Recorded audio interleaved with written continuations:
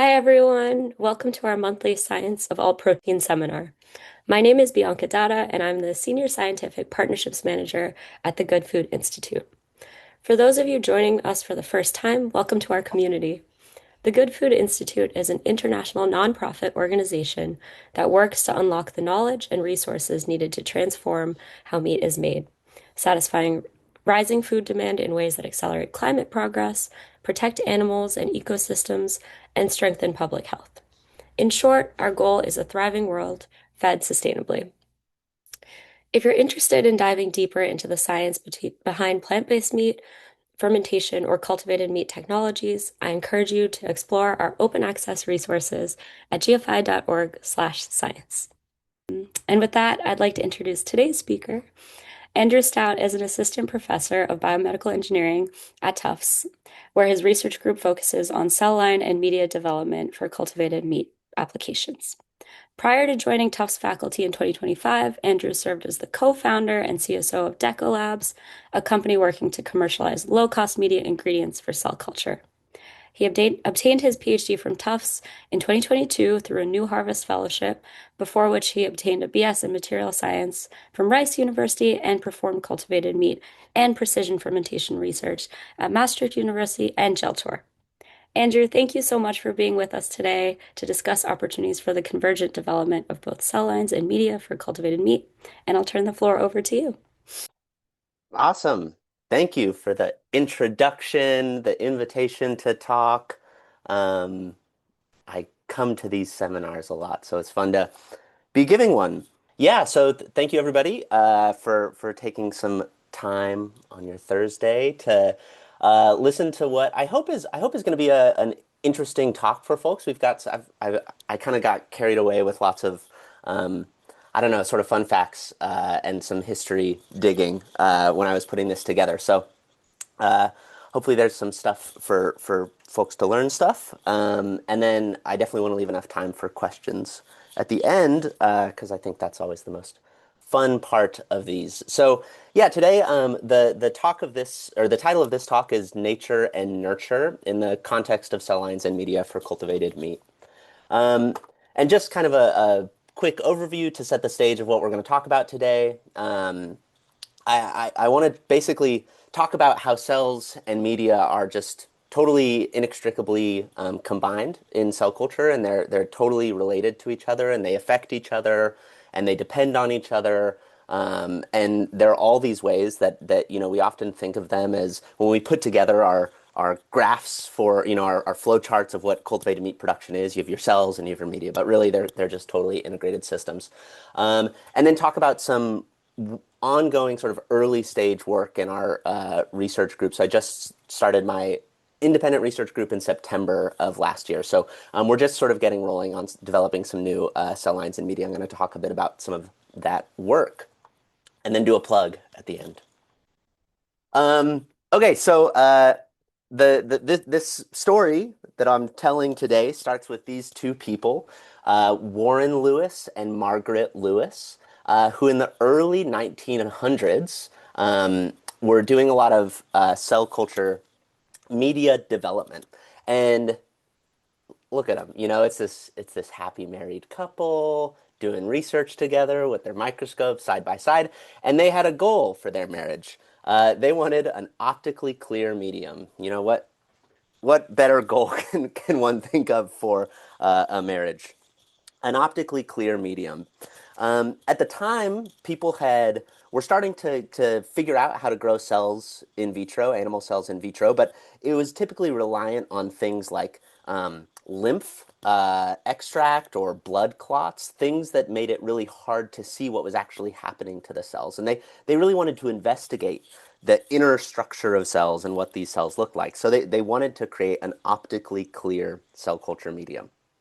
And what they settled on was a medium comprising LOX solution, which was kind of a previously developed solution of salts and glucose that was able to keep tissues sort of alive in vitro. And then importantly, they added bouillon, chicken bouillon, to that LOX solution to create Lewis LOX solution.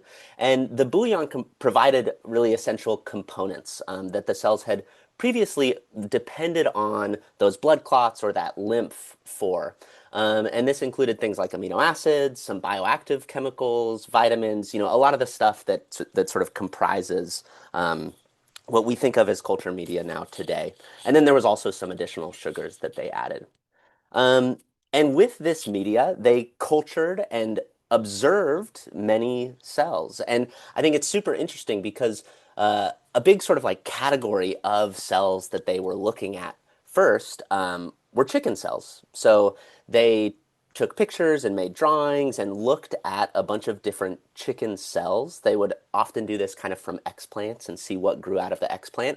Um, and so they cultured chicken fibroblasts in cell culture media. They actually also kind of developed some animal component free media to try to do this with sort of, um, minimally successful results, but they gave it a shot. They cultured chicken muscle cells and had sort of the first description of muscle cells in vitro. And then they cultured cells that would accumulate fat as well from these chicken cells. And so I just think it's so cool because, these are the first folks that really that real pioneers in the cell culture media field. And it turns out that unbeknownst to them, they were real pioneers in the cultivated meat field as well, because not only is their media a food grade medium, which we would all love to have right now, but it's also cultured meat, right? So they made chicken fibroblasts. Some of the first products approved for cultivated meat were made with chicken fibroblasts. They made chicken fat, and there's been some very cool work. This is work with fibroblasts, but showing lipid loading of cultivated chicken cells for in cultivated meat products, and then they made chicken muscle, and we all know that a big sort of tranche of effort in the cultivated meat field is focused on muscle, and there are very cool efforts and works and publications using chicken muscle. So, hats off to Margaret and Warren, sort of the cute little adorable founding married couple of the field in some ways. And it just so happens that by this estimation, I'd say that cultivated meat is actually a lot older than we typically think, and I think it's about 111 years old based on when they started doing their work and publishing some of their work. Um, and where this kind of turns into sort of like the topic of today is the fact that as they were developing this media, so they said, we want to see cells, and so we're going to develop a media that allows us to see cells. And so they developed this media, but it caused other consequences. So some consequences were just sort of compositional. They had food grade components because of that. But they also noticed that cells kind of changed. So in these different media, they noticed sometimes the cells became smaller. They showed cytoplasmic changes, nuclear changes. They tested different culture media and noticed variation in the growth of cells in different media. And this is sort of something that's, I guess, we sort of take for granted today, but it's interesting that they're kind of the first folks to describe this and say, what we're feeding the cells here really kind of changes what they look like and how they grow, and they also noticed that they'd take cells from a certain tissue, and the cells would kind of converge towards a similar phenotype, and they termed this de-differentiating. And into something like a fibroblastic phenotype, which is also something that we see today in cell culture. But it's I think quite interesting that they were kind of observing that really at the advent of the development of cell culture media. Um, and I think this kind of like frames things for what we're trying to do today, right? We can see ourselves, but now we're trying to eat ourselves. And so we also require a new cell culture media for this. And it has different requirements. We need ours to also be food grade, but it needs to be animal free. Theirs wasn't. It needs to be really cheap, really abundant, et cetera. All the things we think about all the time when we think about applying biotechnology to food production. And then we're left with sort of the same questions, which is how will the media change the cells? And how can we sort of match and marry the cells and the culture media?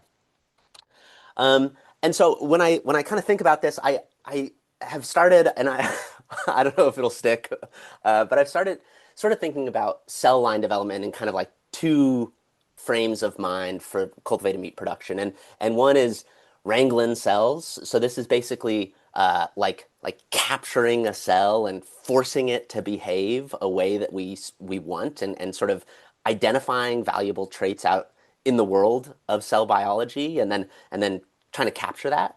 And then the other is sort of more domesticating, where we're trying to change or evolve a cell line to impart certain desired traits. So trying to capture desired traits, or trying to change and confer desired traits, or mixtures of those two paths. And so the first, this is going to kind of set some background here with some work published by others, and then a little bit from us at Tufts as well. The first is kind of the context of wrangling these cells, and I think the example here is wrangling fibroblasts for food. And a key thing about fibroblasts, and this is something that Margaret and Warren Lewis noticed as well, is that they tend to overtake a lot of other cell cultures. And so this is some work from Mosameat, basically showing that these fibroadipogenic progenitors, this sort of fibroblast cell type, this population, without optimization, it really outcompetes and overgrows muscle progenitor cells, muscle satellite cells. And so, you have this really sort of like opportunistic, they're kind of like the weeds of cell culture. It's this really opportunistic cell type that loves to grow. And sometimes that's sort of to our consternation, but there's also a case that you could make that, well, let's just, wrangle these cells and use them for our applications. And that's what a lot of the field has done, particularly on the industrial side of things. So this is work from Laura Pasitka and other folks at Believer Meats, sort of showing that chicken fibroblasts offer a lot of inherent advantages for scaling up cell culture. So they took chicken fibroblasts, they found a pretty simple protocol to get those cells to grow in single cell suspension, really quite nice single cell suspension. Without genetics techniques, they were able to pretty, well,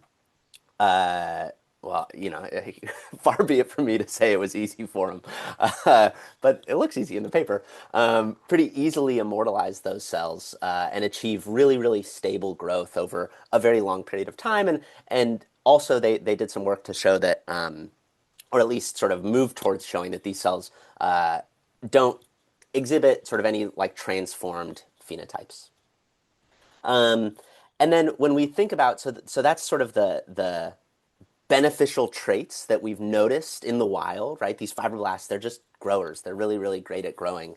And then we can kind of wrangle them and use them for our purposes, because there's been work, this is also by Laura Pasitka and others, showing that based on what you feed these cells, you can achieve really robust lipid accumulation in fibroblasts. So you can make that fibroblast cell look like a fat cell, sort of at the end of the day. And then through some genetic engineering work, other folks have shown that you can make that fibroblast cell look like a muscle cell at the end of the day. So this is engineered cells to overexpress MyoD, which is an important factor in sort of the myogenic progression, and it's able to differentiate these fibroblasts into muscle cells. Okay, so that's sort of our wrangling approach, right? We see these fibroblasts in the wild, and we make them behave like muscle or fat. And then obviously the other approach is to take muscle or fat cells and use those or domesticate them for our purposes. And so in this context, I want to first just sort of step back a little bit and talk about like why muscle is good for meat. I mean, it seems obvious, muscle is the primary component of meat, but there's also like real functionality to it, and a reason why it's such an attractive cell type for producing cultivated meat. And so, on the one hand, there's nutritional value. So muscle is extremely protein dense. And importantly, it offers really kind of like the perfect amino acid profile for us as consumers. Because if you think about it, we are meat. We're human-shaped meat. And so therefore, we are comprised of meat. And so if we eat meat, it's basically giving us more of us. It's giving us really quite a mimetic and perfectly matched amino acid profile, and then also lots of other essential micronutrients that we need. And then from a taste and texture standpoint, so muscle cells provide this really valuable sort of shared meaty flavor to meats. Um, and you also have this hierarchical structure of basically bundles of bundles of bundles of fibers that provide that fibrous texture that we really love when we're consuming meats. And to kind of zoom into that, right? So here we're kind of going like muscle down to the fascicle, down to muscle fibers, down to myofibrils. Like we can see this hierarchy. And when we zoom in even further, we can see that muscle, when fully differentiated, is really like it kind of does away with everything except for lots and lots and lots of contractile proteins, particularly myosin and actin, which form the sarcomeres, the contractile apparatus of muscle cells. And muscle cells, when they're really differentiated, basically just become very unlike other cells and really just load themselves to become kind of more like these mechanical machines than cells, really. And it's just loads and loads of actin and myosin. And these have very specific functionality for meat. So I don't want to get too into it, but basically, like the nature of these proteins is such that we we get rigor mortis because of how these proteins work. And then so when an animal is slaughtered, you get rigor mortis, and then it's kind of this stiffening of the muscle tissue, and then meat is typically aged, and it allows for this really interesting sort of change, like a muscle to meat transition. And so that provides a lot of interesting and delicious sort of food functionality, this kind of aging process and the changes to these proteins that happen because of the nature of how those proteins are. These proteins are also, they have really high water binding capacity. So there's, the way the proteins interact with fat and with water contributes to the juiciness of meat that is a part of meat that consumers really really care about. And then I just sort of like want to. This is a video that John Yoon, a friend John Yoon, likes to include in a lecture he gives for our class at Tufts, which I just think is the coolest video ever. So I want to show it. But basically, what we're looking at here is we're looking at like sarcomeric bundles. So we're looking at kind of these muscle fiber proteins in water being heated. And we can see this shape change, and we can kind of talk through it and think of it from what's happening from a food perspective. Um, and so if we do it again, we can see basically that we're getting this sort of like compression of these proteins in the sort of crosswise direction as the muscle is heated. And then at some point we reach a temperature where we get a orthogonal compression of those proteins. And if you think about it, when you have like meat on a grill or something like that, right? At this stage, we're getting a little bit of moisture pushed out of this tissue. So you're seeing that juiciness develop in the pan, some of the fats melting, you're getting some water, you're getting those really, really delicious smells, you're getting fired up, you're adding your garlic, et cetera, et cetera. And then, maybe you get distracted at the stove and you leave it a little too long, and then all of a sudden it's dry, right? Because you've gone too hot and this sarcomeric protein structure has compressed too much and it's exuded all of the water that it's been holding with these really interesting water holding capacity features of those proteins. And so all of a sudden your steak's dry and ruined. And I think A, it's just a cool video, and B, I think it what I'm trying to get at here is that these cells are not just fibrous protein. They're not just protein. They're not just biomass, right? They're really, really specific functionalities that consumers are used to, chefs are used to, everybody is used to. And if we can't kind of match that, then the goal of cultivated meat is kind of twofold. One, you have to get people to buy into kind of this new product, and two, you need to teach them how to behave with that product. And so that's been a real challenge for plant-based meats, for instance, is you give these products to people and they throw it on the grill the way they would a meat-based burger, and at the end of sort of an identical cooking process, it's not really delicious because the cooking process for a plant-based burger is a little bit different than the cooking process for an animal-based burger, and without some of the specific sort of like functional features of these tissues in our cultivated meat products, we face the same challenge, which isn't an insurmountable challenge, but it's just sort of a challenge added to the picture. So this is all sort of to say, right, there's a world where we can say, hey, fibroblasts are really good at growing, so let's take fibroblasts and use those for our cultivated meat. And I think that's a really, really valuable path forward. But there's also a world where we say, hey, no, muscle's really specifically important for food, so let's really try to use muscle and get it to work for us, even if it doesn't overgrow our cell cultures the way that fibroblasts tend to do, right? Even if it doesn't have sort of the go, go, go proliferative capacity of fibroblasts.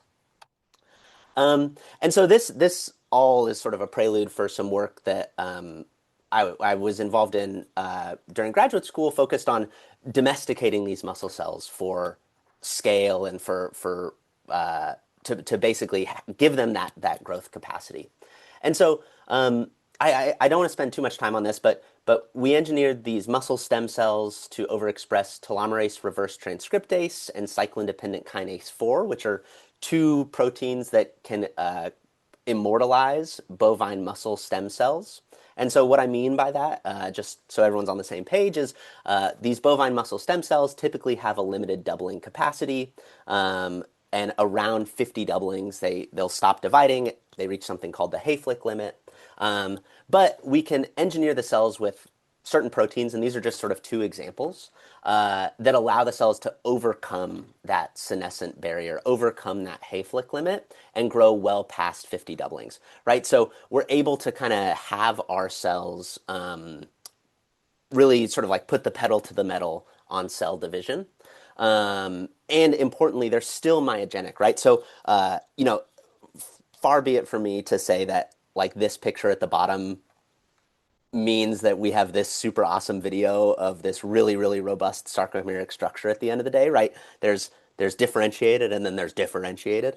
But we're kind of, at least the cells retain that inherent capacity to differentiate. And so we can potentially look towards these cells as sort of a path towards achieving that food functionality that's so valuable with muscle. So that's sort of one example. Another example, and here we're kind of getting into the media side of things, right, is engineering cells to work with the media that we're interested in. So what we did here was we engineered cells to express their own growth factors, fibroblast growth factor in particular, or also express basically downstream components of the signaling cascade of fibroblast growth factor. And we found that when we engineered these immortalized bovine muscle cells to express these genes, they didn't need external fibroblast growth factor in the media. So that's the blue line, and then the triangular lines are showing our cells engineered with various proteins with no fibroblast growth factor in the media. And they grow just as well as, or sorry, the yellow and then the triangles, and they grow just as well as our control cells with fibroblast growth factor in the media, which is the blue circles, whereas our control cells totally die if we remove the fibroblast growth factor. So engineering our cells to work with the media that we're defining based on our needs, because fibroblast growth factor is quite expensive. And so if we engineer the cells to not need it, then we can sort of solve a media challenge with a cell engineering strategy.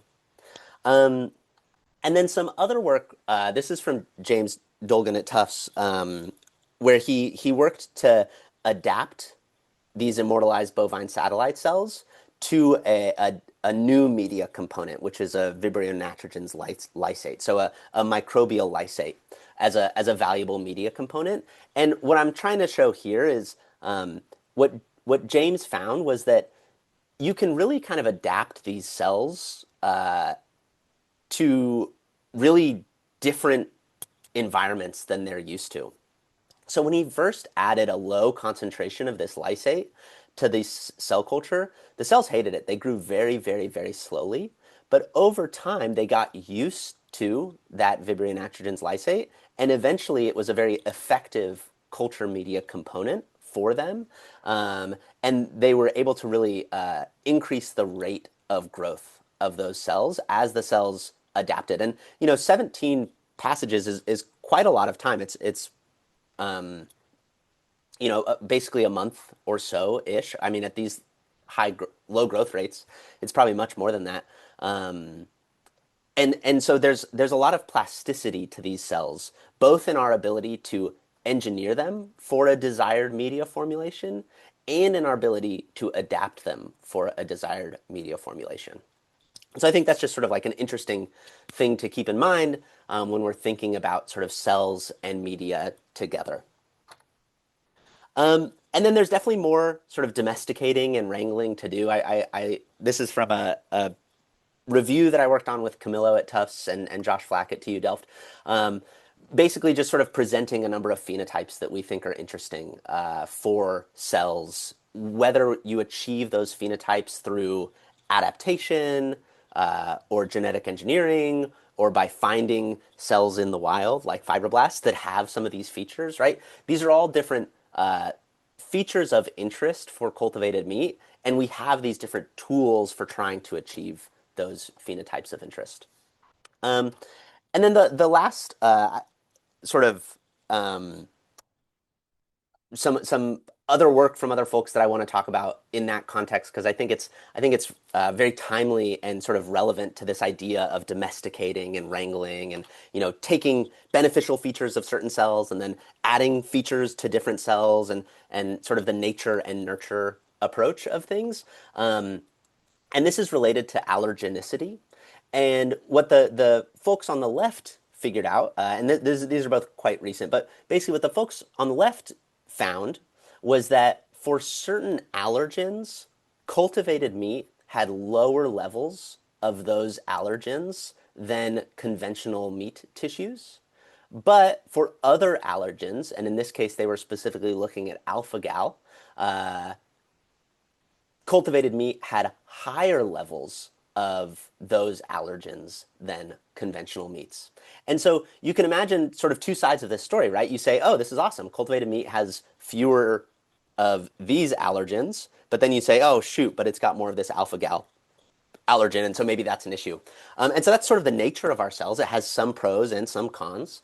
And then on the nurture side, this really just came out from folks at University of North Carolina using CRISPR to knock out the alpha-gal, that sort of sugar producing enzyme. So you can imagine sort of saying, hey, we have this sort of beneficial aspect of our cells naturally, but we also are then left with this one downside. Well, let's use engineering to overcome that downside. And you can kind of work your way towards something optimal by selecting natural features and then sort of like nurturing or changing desired features. Okay, so our midway summary here is that some cells offer inherent advantages. Fibroblasts have a lot of inherent advantages around bioprocess efficiency. Muscle cells offer some inherent advantage around food functionality. And then there might be some interesting, sort of hard to predict stories around health and nutrition just from cultivated meat in general. The outcomes of these processes depend on both the nature of the cells and our nurturing of them. So, the nature of those cells is sort of their inherent lineage commitment, whether it's fibroblasts or muscle cells. And then our nurturing of the cells can be either adapting the cells to different cell culture media, engineering the cells for different cell culture media, engineering the cells for nutrition, whatever it might be. And then when we're sort of like trying to nurture the cells, when we're trying to sort of like change the cells, we can use sort of these wrangle or domesticate approaches. And I don't know, I don't know if it'll stick, but hopefully you're following so far. Okay. However, there are unintended consequences of domestication, and we can see it very clearly in the pug compared to the wolf, right? These are domesticated animals, and they're certainly not. I mean, they're nice, they're cute. I love pugs, but I wouldn't say they're as robust as the wolf. And so here I want to kind of turn towards some new data from us, sort of exploring this idea of like domestication and sort of the pros and cons that might come from understanding like new cells and new media. And so this is work really led by Ruben in my group, and then John Yoon was heavily involved in a lot of the early work as well, creating a new bovine fat cell line. And so here to kind of like provide some context, just as with muscle, right? Fat is a important part of meat, and it's important for various reasons. It provides a lot of nutrients. We often think of fat as kind of a bad word, but it's very nutritionally dense, and from an evolutionary perspective, that's awesome, right? We want nutrients, we want calories, and then it also animal fats provide a lot of essential fatty acids that are good for our diets. And then there's a lot of taste and texture that comes from fat. So a lot of species-specific flavors have been associated to fat. And you also have these sort of non-oily encapsulated lipids, which are important for the texture and juiciness of meat. Um, and so in truth, fat kind of has this outsized impact on flavor because it's only about 10 to 20% of the final product. But arguably, it really sort of punches above its weight in terms of the complexity of flavor that it attributes to meat, and also just sort of like the impact of that flavor in our perception of meat as juicy and delicious and something that we're interested in consuming.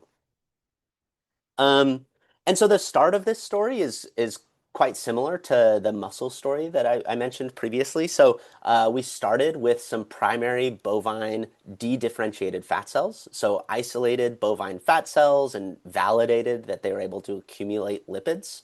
And then we engineered them with a different but similar construct to the construct that we'd use to engineer the immortalized muscle cells. So the key things here, we're also overexpressing telomerase reverse transcriptase and cyclin-dependent kinase 4. And when we do that, our cells are well able to, grow past that Hayflick limit of 50 doublings. And they're able to grow relatively quickly. Uh, and then sort of where things went a little different is kind of partway through as we were developing these cells, we were also working on developing serum-free media and kind of came across one that worked pretty well about 50 days or so into the process. And so we decided to split our culture and we take our immortalized bovine fat cells and continue growing them in serum-containing media, but also continue a different population growing in our serum-free media. And you can see that over time, the cells do better and better and better, right? This is similar to that story of the cells in the microbial lysate containing media, where they're getting used to our serum-free media and they're growing faster and faster and faster. Um, and so basically what we know now is that the cells are immortalized. The cells are still growing a bit slower in serum-free media than in the serum-containing media. So there's sort of optimization to be done on this serum-free media. Uh, but importantly, they get kind of like used to this whole thing, right? They get used to this serum-free media and grow faster and faster over time. Um, but we were curious, like, what does that really mean? Like, what's going on under the hood with these cells?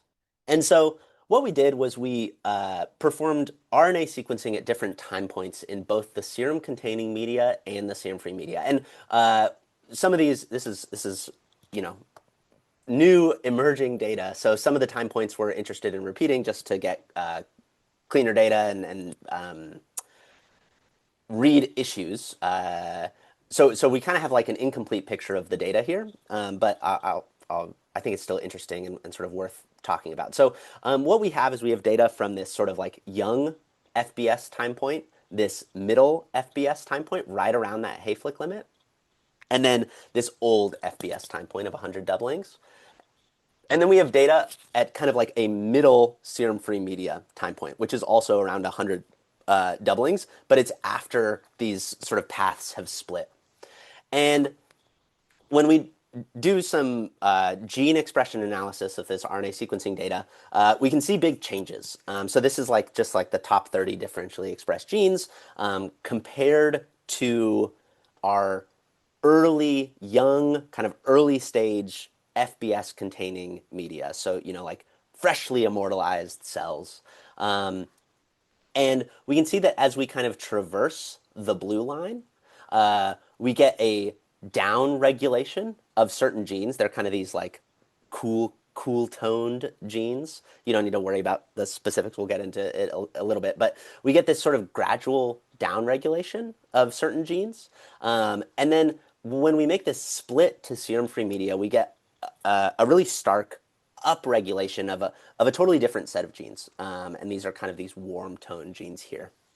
And when we look into what these genes actually are, so this is basically like looking at the number of genes in certain sort of gene categories that are enriched, um, either moving from our FBS medium time point to our FBS old time point, or our FBS medium time point to our serum free media mid time point. And so certain genes are upregulated in the first move, and certain genes are downregulated in the first move. And then more genes are upregulated when we move to serum-free media, and then we also have some different downregulated sort of gene clusters when we move to our serum-free media. And when we look at what's really happening here, the first thing that kind of like hits us in the face is that our cells are stressed in the serum-free media. There are lots and lots and lots of stress responses happening here. So we can kind of look over here. We've got our defense response. We've got chemotaxis. If you kind of dig into what these genes actually are, it's a lot of inflammatory cytokines, inflammatory responses, kind of some like immune responses. There's sort of an interesting aspect of fat cells where they can sort of become immune cell like at times. We have positive regulation of apoptosis, right? Stress, stress, stress. And then interestingly, we actually have a down regulation of that in our serum containing cells as they get older. So maybe what's happening is, over time, we're having sort of cells are getting used to our being immortalized, right? They're getting used to culture. They're sort of down regulating. This is in the serum containing scenario. They're sort of down regulating stress responses. But when they've moved to the serum free media, they're just up regulating those stress responses. Interestingly, we also have like increases in expression of genes related to cell cycle progression. And this is a lot of sort of like theories right now that we're just kind of bouncing around on. But I'm curious if there's some sort of like compensatory proliferative machinery being kicked into gear because these cells are immortalized, right? They're expressing CDK4, which is going to continually force them through the cell cycle. And but they're also really stressed. And so everything's saying, hey, like pump the brakes on cell division. We're really stressed. Something's going wrong. But then they kind of have this like, it's like the pedal is like tied down in their car and it's like, no, we're like, we're going. And so what's happening is the cells are then upregulating a lot of the stuff that they need to drive that proliferation because it's being demanded of them, but they have all this internal machinery that's trying to shut it down. And then importantly, we also have some down regulation of genes that are kind of associated with like disrupting sort of what might be thought of as like phenotypic disruption or sort of like developmental disruption, meaning like down regulation of sort of like these phenotypic markers or developmental markers. And we can kind of see that story in a bit more depth when we look at differentiating these cells. So this is differentiating the cells kind of right up at these time points of our old FBS or our middle serum-free media time points. And we can see that after 3 days of differentiation in our FBS cultured cells, we see pretty good lipid accumulation. But after 3 days of differentiation in our stressed out serum-free media cultured cells, we're not seeing the differentiation. And it comes on slower. So it still does come. We still get differentiation. We haven't done any sort of like quantitative analysis of this yet. But I think it's we're stressing ourselves out, and not only is that sort of like a feature in and of itself, but it is leading to some of these like phenotypic changes that we might not want to see. Um, and so when we think about this, like in the context of this nature and nurture, right, we have adapogenic cells, we have these adherent cells, they're genetically immortalized, and we've nurtured them to grow in serum-free media, but they're definitely stressed. Fortunately, they haven't totally lost their differentiation capacity. They're still able to differentiate, but it's not quite as good, right? So you could sort of say that the nature of these cells is this wolf, but we've kind of nurtured them into this pug-like phenotype. And what we're kind of working on next is we're interested in getting these cells to to grow in suspension, and we've made some progress in that regard. And Ruben's been making a lot of progress and putting a lot of effort into that. Um, we're interested in these differentiating quite well, right? So we're going to kind of have to address our challenges to be able to achieve that. And then we want these cells to be stable and efficient. And that might mean that we want to reduce the stress of the cells. I'm actually not totally sure that like these stress markers is inherently a bad thing. If our cells are productive and stable and able to differentiate and super, super stressed, I don't know, that's okay, right? I can't taste stress in a cell. I mean, if I can, then that's an issue. But sort of a TBD on like what we want to do about the fact that these cells are stressed. Is it okay from a bioprocess perspective? Is it an issue from a bioprocess perspective? Do we need to deal with it? How much do we need to deal with it? All that sort of stuff.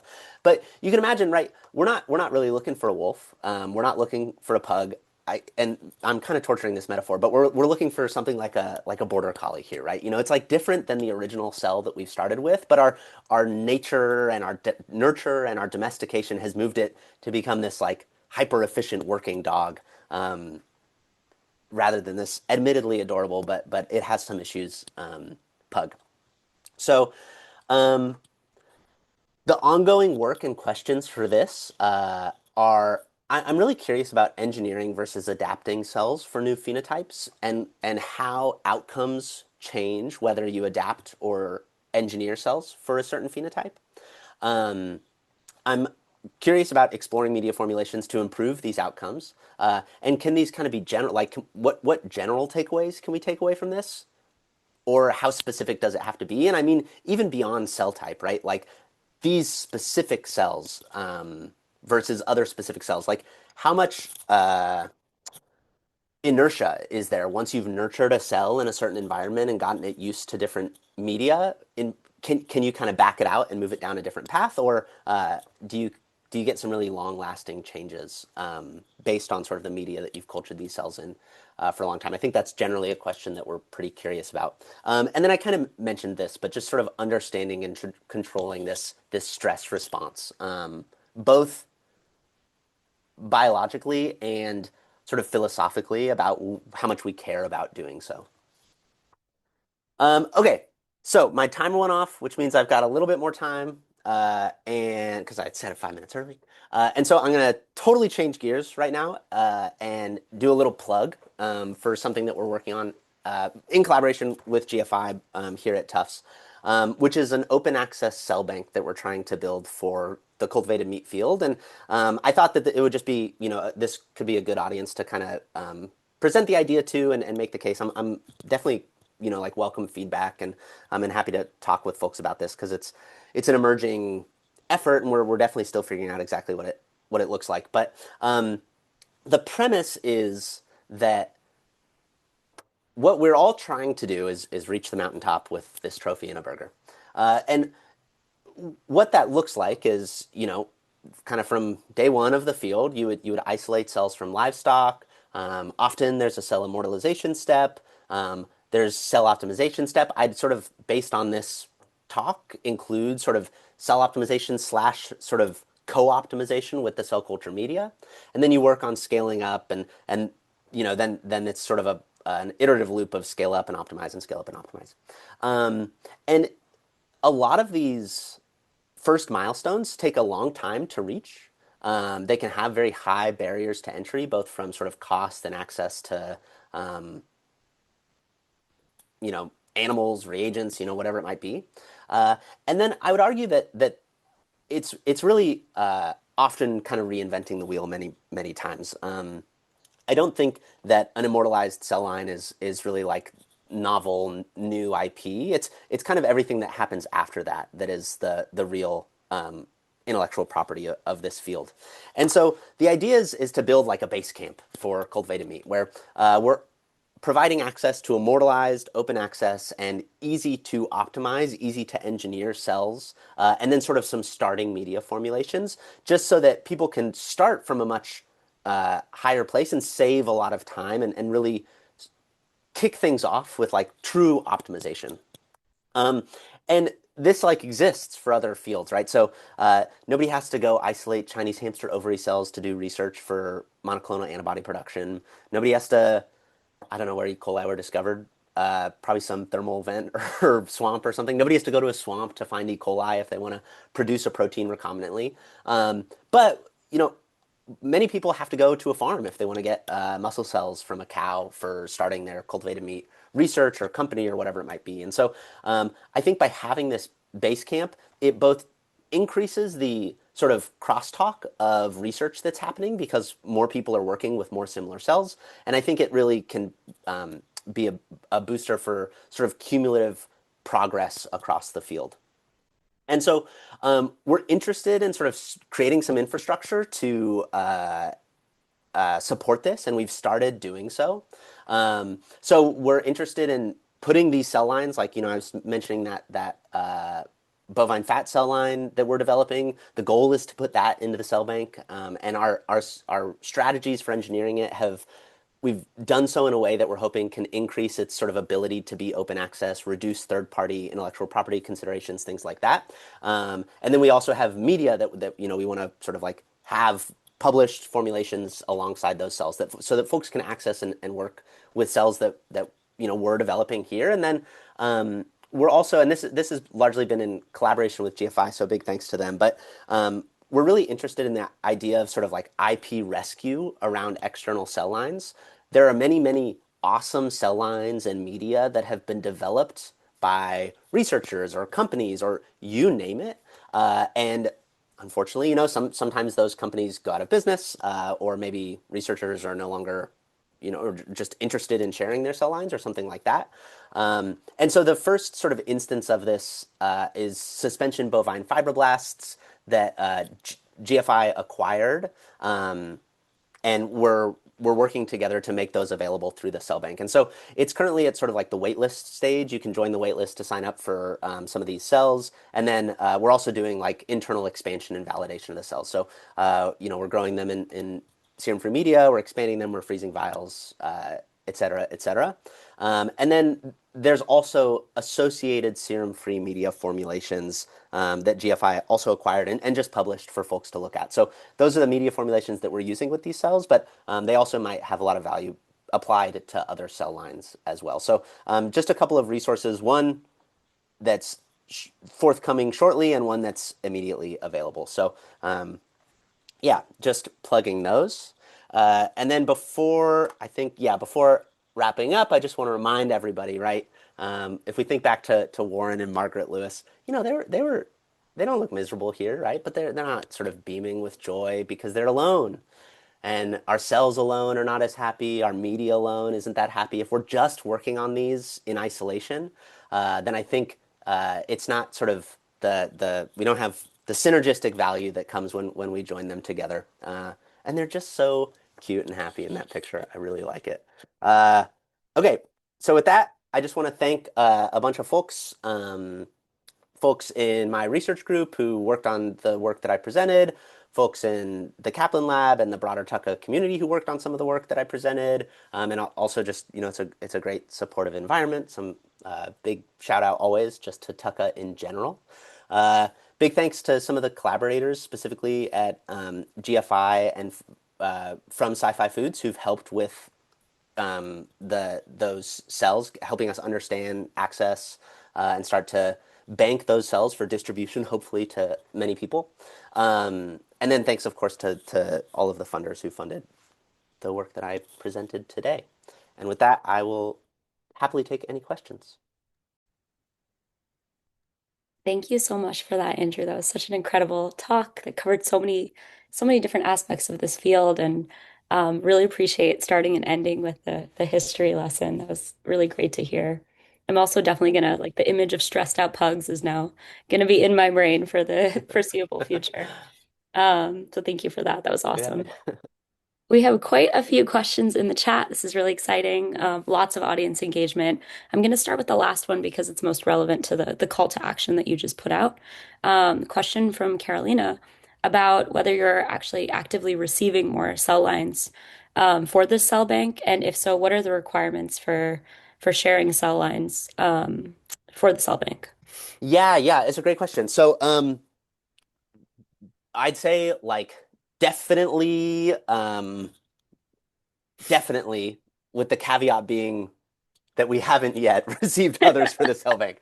Um, so the current status is we're basically figuring out the and I guess I don't need to get into legal weeds. We're kind of figuring out the structure and the agreement. One of the things that we really want to do with the open access cell bank is really make it quite open access in a way that is um, sort of like more permissive than I think materials transfer agreements typically are. And because of that, it's just a bit of a more complex, I don't know, like legal road to walk down. Um, and so all that to say, like, I think right now there's a lot of sort of like figuring out the structure. And then as soon as the structure is figured out, I think it can be really quickly applied to other cell lines. Um, and so all that to say, like, definitely reach out to me if you have questions, if you have cell lines, if you're interested in exploring, if you're interested in chatting about it. I would really, really love to hear from you. I think the big things from our end are that we just really want to kind of adhere to the like open access sort of structure that we're trying to put in place. But I'm totally happy to talk about what specifically that looks like, and we're definitely still in the like learning. Like I think we'll be in the learning phase for years and years and years, like as this kind of develops and changes and grows. Um, so email me, Awesome. Thank you. andrew.stout@tufts.edu. Awesome. Thank you for doing that work to make sure that this is actually, open access. It's super exciting. I mean, I know at GFI we're really excited about that. Clearly, this audience is really excited about that. So I am personally very excited to hear further updates, and I hope a lot of you will join the wait list for this. Um, we have a question from Leah. When cells are engineered or nurtured to become more resilient to different media, could this increase the ability for co-culturing? Oh, that's a really interesting idea. Um, I think totally. I mean, I think it really depends on like what the issue of the co-culture is. So if a cell is producing, I don't know, some metabolite that's inhibiting its neighbor or some cytokine that's inhibiting its neighbor, then I think you could totally adapt or engineer that sort of partner cell to be less inhibited by that thing. So I think definitely. I Sounds think like it's just a much matter of needed. like figuring out what's causing the issue so that you can try to start working towards it. But maybe you can also just adapt in sort of like side by side cultures, and it'd be interesting to see kind of how a culture changes over like 100 doublings with a neighbor that it's not used to. It seems like a really interesting opportunity. I hope somebody in this audience will pick that up as well. Um, got a question from an anonymous attendee. At what point can we legitimately call a transdifferentiated fibroblast muscle? And is it like, are there clear markers for that yet? Yeah, it's a good question. I think I think there are two answers. Uh, maybe there are more answers. I was trying to number my answers before I talk, and then I realize I'm like 10 in. And okay, so the first, which is it's going to sound snarkier than I mean it to be, but is like it doesn't matter whether I call it a muscle. It matters if like a consumer calls it delicious. And if we think of muscle as providing discrete food functionality features, then I don't care whether a fibroblast is expressing some amount of myosin and actin, or if it's not, but actually there are other proteins in fibroblasts that confer the same water holding capacity, or it's producing some smaller amount of myosin and actin. As long as somebody eats it and is like, wow, that's tasty. I'm glad it cost as much as I paid for it, and I want to buy it again. Like I think that's the thing. So that's sort of a non-answer, but I think we always need to remember that like all of these phenotypes and all of this sort of stuff, like it's just towards the goal of being tasty. Um, that said, like, when I read papers and think like, oh, is this a muscle? Like I always just look for myosin heavy chain expression. I think that like fused multinucleated myotubes with myosin heavy chain expression convinces me, yes, that's a myogenic cell. I don't have any idea how the width and length of a myotube or a myofiber matters in terms of its food functionality features, right? Like I know that actin and myosin have these features that are nice in meat. I have no idea like what level of maturity actually gets you to those features, and so I think it would be interesting to start figuring that out because then we can like apply that lens to our assessment of papers and cell lines, and if we know thresholds where it's like, hey, unless your myotube is 300 microns long and 20 microns thick, like a consumer can't tell that a consumer doesn't like it, then it's like awesome because we know that that's sort of the goal. But until it's tied to flavor and texture, then I think we're left with kind of those like sparse senses of just like this marker is expressed or not. I think that's such a good reminder of like um, the real metrics that we're actually looking at for this to reach the intended audience and things like that. So thank you for that reminder. And it actually leads really well into quite a few audience questions kind of on that thread. The first is from Dorian Simpson, who said that they really love this talk so much, and then asked, how much do you believe changes in cell morphology due to stress could impact a final cultivated meat product? And is this something that you think would need to be investigated in a food sensory type of study? Or could it be done, or could this research be done based on differences in the biomechanical properties or differences in final composition of the cells to determine how much the morphology impacts final texture? So, a multi-part question there. Yeah, yeah, it's a really good and interesting question. I think it's a big question mark for the field is like, what's the earliest? And you hear, I mean, like talking to folks in industry, like they would love the answer to this question, which is like, what's the earliest and cheapest assay I can run to know whether my cells will make a tasty product at the end of the day? And so if you could figure out that, hey, if your cells are expressing this gene, then or this panel of 60 genes at a high level, then we know that it's not going to taste very good, or we know it's going to be really, really delicious, and you actually can figure that out in like a 6-well plate as you're just starting to test new media or things like that. Like I think that would be an incredible, incredible resource for the field. I think it's we're definitely not there, and I don't even think we're at the stage where you can take biomass and analyze it with like a GCMS or things like that and know whether it's definitely delicious, or a texture profile analyzer and know whether it's definitely delicious. Like companies are still having to run sensory panels with humans. And so I imagine that kind of like what will happen is that as the field progresses, and this is like probably true for just like all of food science, we'll get better at correlating like further and further upstream features down to that final output at the end of the day. And I think it'll be really useful. Um, a little sidebar on the like stressed morphology affecting things. I think it's a super interesting question. I definitely have no idea. Um, but I think it's thinking about it has made like I think they're interesting if somewhat weird parallels to like animal agriculture as we do it today, right? Because like it's known in animal agriculture that you like don't want to stress out animals right before slaughter because it changes the amount of lactic acid that they produce because it changes their glycogen stores um, like at the moment of slaughter. So it really changes the quality of the meat. And so there's a lot of work that goes into like not stressing out an animal right before slaughter. Obviously, it's not a direct parallel, but I just think it's interesting to think about. And then also like thinking about, do I care if my cells are stressed? Just outside of the context of that like one specific pre-slaughter thing, like in animal agriculture, like people don't care, like it's kind of famous for it, right?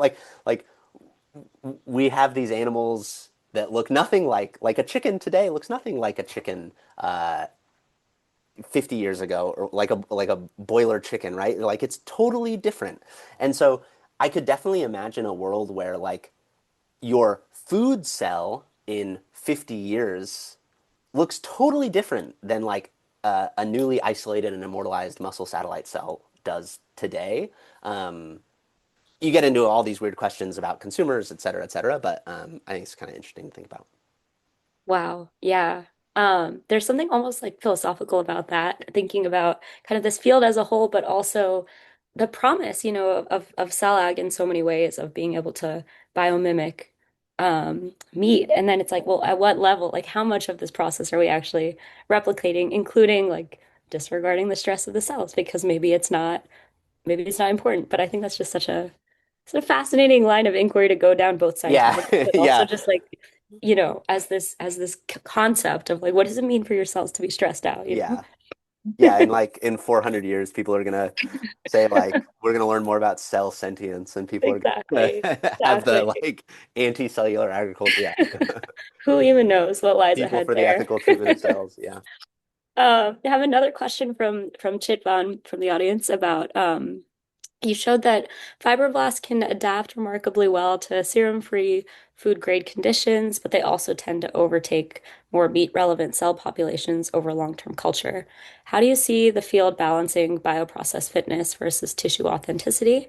And in other words, could we eventually be selecting for cells that are excellent for manufacturing but drift too far functionally, metabolically, or nutritionally from native muscle tissues? Yeah, it's a great question. I mean, I think that actually like I get the sense that from some conversations that I've had with like some folks in industry, like it's already a lesson that folks have learned, is that, like selecting for bioprocess efficiency, if you're not careful to make sure that you're retaining like flavor and just tastiness, then you can kind of like wander away from a delicious product. Um, I think it's probably not an an either or. Like I see no reason why bioprocess efficiency equals not tasty. I imagine that you could have bioprocess efficiency plus tasty. Um, but I think it's like, yeah, it's definitely something to be cognizant of. And I think it goes back to the earlier question of like what's the time at which you know whether something is gives you which desirable attributes. So, it's pretty quick to figure out whether a cell grows quickly. It's a bit slower to figure out whether a cell grows well in suspension. It's a bit longer to figure out whether it grows well in like a 10-liter bioreactor. And then it's probably longer still to figure out like whether it's tasty when you cook it up at the end of the day. And so I don't know how to best sort of like manage the development process to juggle all of those things at once because they're things that you are juggling at totally different times of development. Yeah, yeah, that's really helpful. And I have a follow-up question based on that.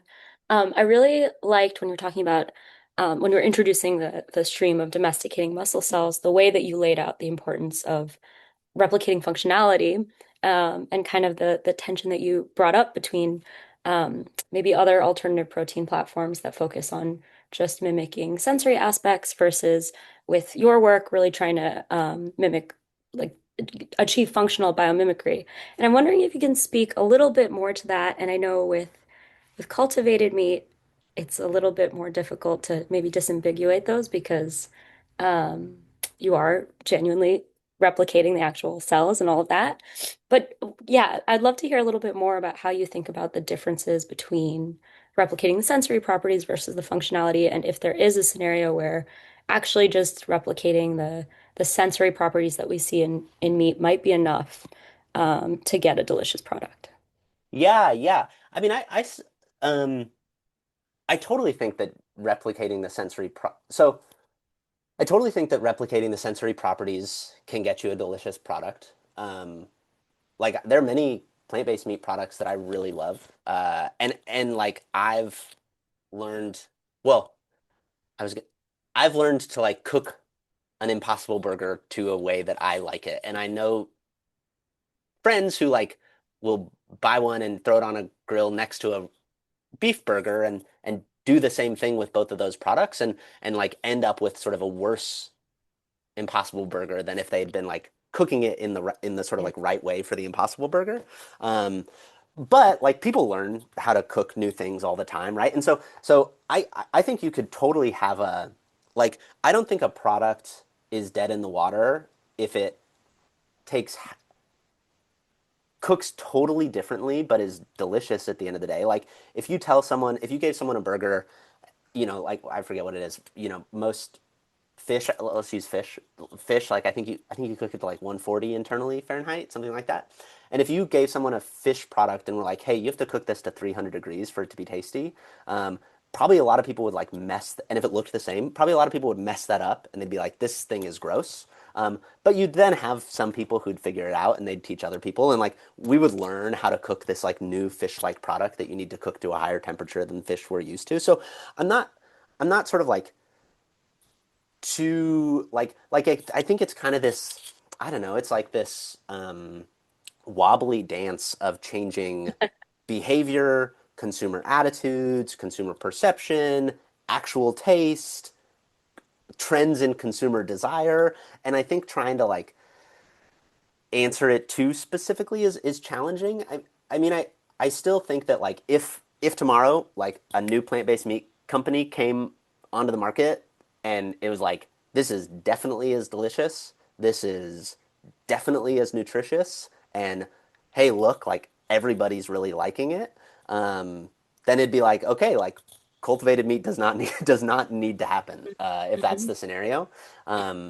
It's just kind of like we need many people working on many different things at once, and there will be changes in what people want and why they want it and all that sort of stuff. That was a really long, rambling answer. I hope it. No, that was awesome. And I really appreciate your openness both to sharing that and also like the many paths that might take us to where we want to get. So I think that's really both optimistic and helpful.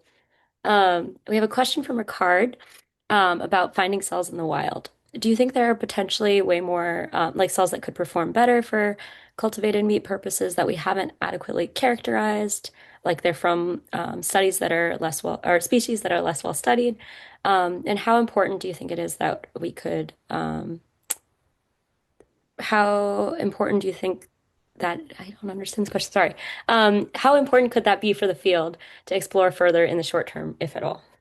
Yeah, yeah, totally. Great question. Thanks, Ricardo. So I think, let's see. Yes, I think so. There are folks here at Tufts working on insect cells, and doing very cool work with insect cells because insect cells have these very cool sort of like bioprocess benefits. They're really resilient cells. And when people eat insects and when people are disinterested in eating insects, it is often because they don't want to eat the legs and wings and crunchy bits. But if you're just growing insect cells in vitro, then you're not growing the legs and wings and crunchy bits. And so what is that product like? And it has these bioprocess advantages. I think that's sort of like an interesting sort of case for that theory.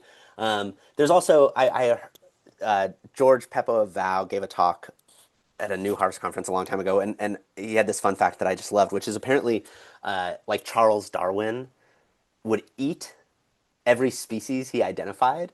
So he'd identify a new species and then he'd be like, cool, I want to eat it. Um, and according to him, the most delicious meat is the agouti. I think it is Agouti. It's like some weird rodenty type thing. And he was like, this is the best food. Uh, and so like you could totally imagine maybe there's some, really hyper delicious some cell of some species that has a metabolism set up in some way that you get these hyper delicious flavor precursors and it's just super interesting and tasty and people love it. I think to the nature and nurture question, I think it's still an open question how much an animal's attributes carry through to a cultivated meat product. Mm. Um, so like I think from a sort of like marketing standpoint, and maybe from a data standpoint as well, there's like the whole like wagyu concept is interesting, right? Because wagyu sells for a lot, and so you can have cultivated wagyu beef. But like I would need to see the literature that shows that it actually like tastes better than if you just get it from like a Holstein cow, from somewhere else. Because like once you put those cells into culture media, I think there's probably some degree of like convergence, or at least like unpredictable changes that happens to the cells. Um, and so to kind of like bring it back to the question, I think either we need to both like find these animals in the wild and figure out how to like nurture them to retain those valuable features that make them so promising to start with. Um, or we need to like identify what's so interesting about those cells and then feed cells or engineer other cells that are good in a bioprocess or something like that to kind of give them those attributes. I think you have sort of like both angles of approach. Yeah, that's super helpful. I think it's always interesting to think about the diversity of creatures that are out there that can um, give us more information about what's possible. Another audience question about whether any of this research with animal-derived tissues can be translated to cell manipulation from cells taken entirely from plants or fungi. Mm, interesting. Sure. I would think, right? Like we can probably learn we can all learn from our neighbors in science. I bet it all happens quite differently. But sort of like the general trends of, like how do cells have like I think it's kind of like I think part of what I'm curious with in this sort of like divergent media path is like how much do cells have like a memory of like where they came from, and yeah, and I imagine I mean we know that there are like mechanisms of memory in cells, right? Like there's epigenetics, there's things like that. But just like functionally, like what does that kind of mean when we're trying to develop these products? I think is interesting and probably I would imagine pretty like conferable between kingdoms and domains. But the specific pathways and genes and all that sort of stuff, I think also would be very different in interesting ways. Yeah, some interesting possibilities to think about there for sure. I have a high level question that will lead into some more specific audience questions, but I'm curious about how your work with Deca Labs and everything that you did there. I guess how and if it informs your research, and kind of how you think about getting this out into the world. So that's the first question. Then I'll ask the more specific audience ones. Yeah, interesting. That's an interesting question. Um, I mean, I think uh it's so Deco like basically when we started Deco, we kind of had like a proof of concept technology, of like a low cost media component derived from canola meal. And then the effort was to like de-risk it and then like sort of work to scale it up. And Natalie and John and some other folks, Megan and Audrey, are continuing to work on that, like really like scaling and moving things in that direction. Um, and I think the lessons that I took away, it's one is just like scale. Scale is like, you always it's easy it's scale's really important. We all know scale Yeah. is really important, and then you try to do something at scale and you're like, whoa, this really messes everything up. So I think it's like it's like the lesson that I guess anybody in industry has learned, which is just it's that it's like hard to scale up technologies, and you have to invent some new things along the way when you're trying to scale up technologies. Um, it's not a matter of just like a bigger bucket. Uh, and then I think it also just like from sort of like talking to folks, I think it was like interesting to talk to a lot of folks in the field and learn sort of like I think something. Sorry, I'll answer specifically. I think something that cultivated meat still needs to learn and pin down is our tolerance for variability. Mm. And in pharma, it's very, very low, right? You like can't have variable productivity of a product. And in other industries, it's very high. And like in agriculture, right? You always want like your field to do well, but like we accept huge variation in the productivity of a field year to year. And where does cell ag fall in terms of like what tolerance do producers have for variability in the products that they use or in their bioprocess or things like that. And so I think I learned just from a lot of like conversations asking folks that question that it's A, pretty not pinned down, and B, that people are like open to the idea that this field likely needs more tolerance for variability than sort of like the biopharma biotech field that birthed it, I guess. Mhm. That makes a lot of sense. And I also wonder how much that will change with the maturity of the field and as people kind of hopefully experience more stability and the incentive shift, all of these things. Hmm.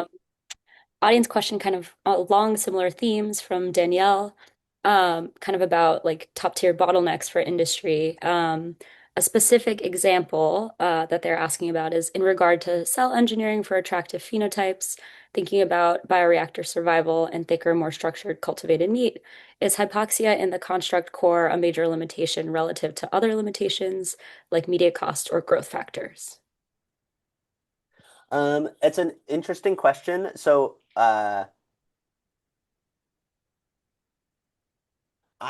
We're honestly not doing much like 3D tissue culture stuff right now.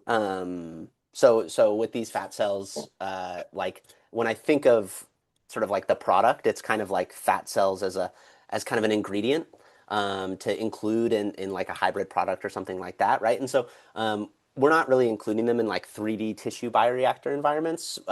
We're doing stuff in sort of like stirred tank suspension bioreactor environments. Um, and I don't imagine that hypoxia is currently limiting our cells. I think we want to get to a point where hypoxia is limiting our cells. Like, I think our cells are probably still at the stage where they're being limited. And when I say limited, like, I the sort of like metric that comes to comes to mind and that I sort of like think of most is like grams per liter per day. It's the space-time yield. So it's like grams of biomass per liter per day. And then obviously like your media cost is sort of like latched onto that as like a big um, impactor. But when we think of like that density and that growth rate and that viability as a kind of framing like our limitations, I think it's probably more like inhibitory metabolites that we haven't, there's been lots of awesome work dealing with inhibitory metabolites in many different fields. I think it's a totally tractable problem. It's just not one that we've started addressing yet because we're still, kind of getting started with these cells. But inhibitory metabolites, I'm not sure what the shear, I have like no clue what the shear stress situation of these cells is. I think that our densities are like low enough that oxygenation still isn't really an issue for us, but I'd love to get to densities where it is an issue. I'll stay tuned for more updates on that in the future. We've got a question from Faisal. While cultivating muscle cells, can you control for specific composition of specific amino acids, such as reducing methionine content, or is it an exact replica of the original cells? And I think you kind of touched on this in your talk a bit, but maybe you can elaborate. Yeah, yeah. There's a really interesting paper that just came out of Tucka kind of on that front of like media composition kind of affecting the media components affecting the composition of the final cell biomass in interesting ways. So I think you definitely can control for the composition. There's also been like studies looking at feeding cells different things as they're accumulating fat, and you get different lipid composition and things like that. Um, so I think super tunable. Open question is how much do cells try to find try to revert to to their mean. So Mm. when you try to push a cell to have more or less methionine or something like that, like how much, or maybe methionine is not the best example, but like some sort of non essentially provided metabolite, like how much is the cell if you reduce the amount of it, or yeah, let's use methionine. If you increase the amount of methionine you're feeding cells, like will they just accumulate more, or will they reroute that into other things? Like, what are the implications of doing that? And are you like working against the cell and therefore wasting cellular energy, or are you working with the cell and they actually love it? Or I think there's um, both the composition question and the sort of like efficient growth question. Awesome. Thank you for that. Going back to those stressed out cells, you know? Yeah. Got another question here. Do you think the future lies more in engineering cells to fit scalable media or engineering highly tailored media ecosystems around specific cell types? It's right here. Look how happy they are when you're doing both together. Um, I think it's both. I think if you'd asked me 2 years ago, I would have said it's all cells. And I think if we knew enough about the system, you could like if we knew enough, you could engineer cells to grow on sugar water. But I just think that's challenging, and it's sort of like a an uphill swim, and we don't know enough. So I think, yeah, it's both. Yeah, I love that. Many, many approaches, and they can work together. We have a question from Eric, who says they've worked with corporations who have access to dollar supply chains who are working on new media solutions. For example, hydrosylates used for media. How relevant is this in the ecosystem to bring costs down? Yeah, I think super relevant. I think the whole hydrolysis story is a really interesting one. Um, and I'm still involved in some GFI funded work that Deco Labs is doing on some hydrolysis, exploring some hydrolysis.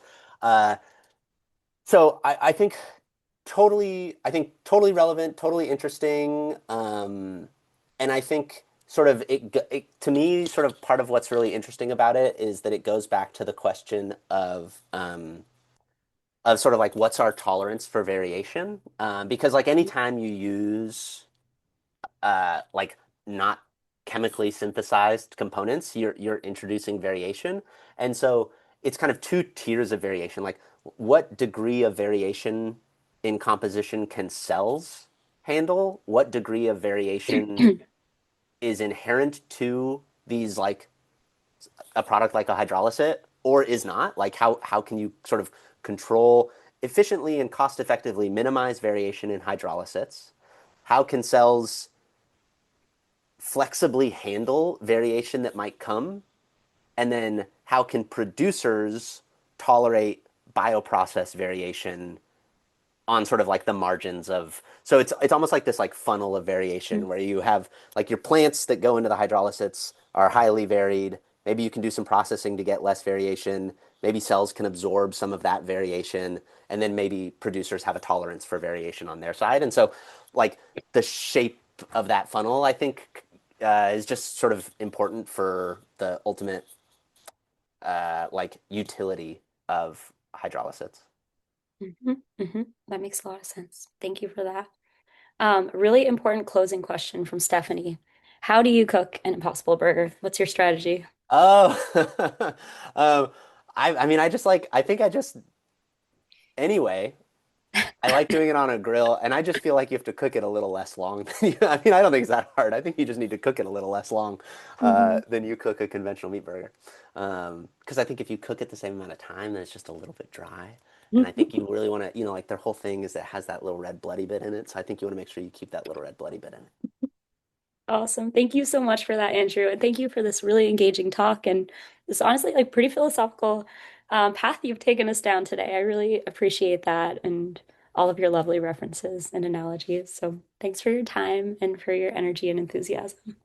Cool. Yeah, thanks so much for the invite, and thanks everybody for the great questions and for listening.